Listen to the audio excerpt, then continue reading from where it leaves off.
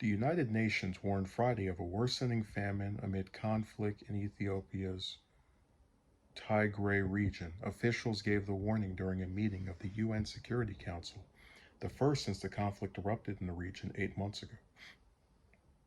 UN officials said, great, my article just reloaded. I always hate it when you read one of these and then something happens. UN officials said that 400,000 people have crossed the threshold for famine, and another 1.8 million are on the brink of famine as well. Fighting broke out in November between the Ethiopian government and fighters with Tigray's former ruling party, the Tigray People's Liberation Front, according to Reuters.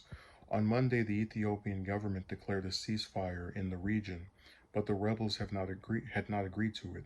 State Department spokesman Ned Price said on Tuesday that a ceasefire could be a positive step if it results in changes on the ground to end the conflict, stop the atrocities, and allow unhindered humanitarian assistance. Tay Atski Selassie Amde, Ethiopia's UN ambassador, told reporters on Friday that the ceasefire is not to make a siege, it is to save lives, Reuters reported.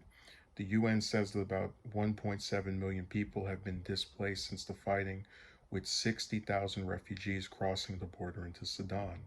U.S. Ambassador to the UN, Linda Thomas Greenfield, I forgot that lady existed, told the council on Friday that the government has to show that it truly intends to use the ceasefire to address the humanitarian catastrophe in Tigray, according to a transcript of her remarks. She further called for both sides to negotiate a true ceasefire and for the Tigray fighters to demonstrate that they will abide by international humanitarian law and work peacefully and within legal frameworks towards a peaceful solution.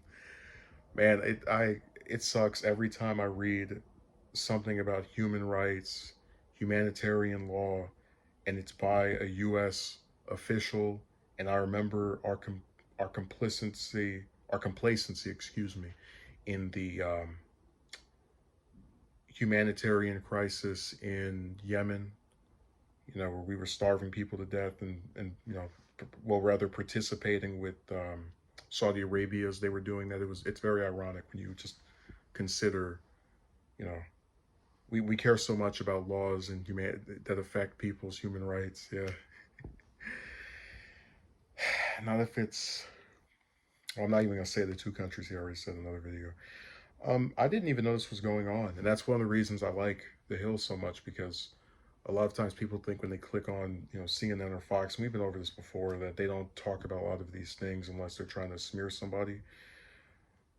8 months of this going on, and I swear I've had either CNN or MSNBC on my networks, and no one's talked about 400,000 people in Tigray on the brink of famine, or excuse me, who have crossed the threshold for famine. And there's 1.8, it's even worse, 1.8 million on the brink of famine.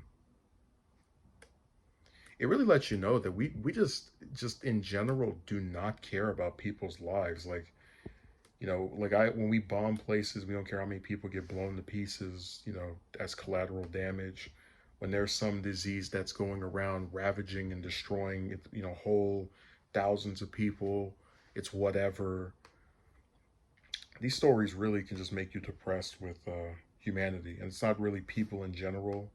As far as like, it's not people in general causing this, but the fact that there just seems to be a lot of individuals who are numb to it. If it's not happening to them, it's they don't care. So I hope that there is a ceasefire. I hope that this is addressed in a humanitarian way. Knowing these other countries, I doubt that's going to happen. I think they're going to keep playing this stupid game until more and more people die, and it's sad. So we'll find out.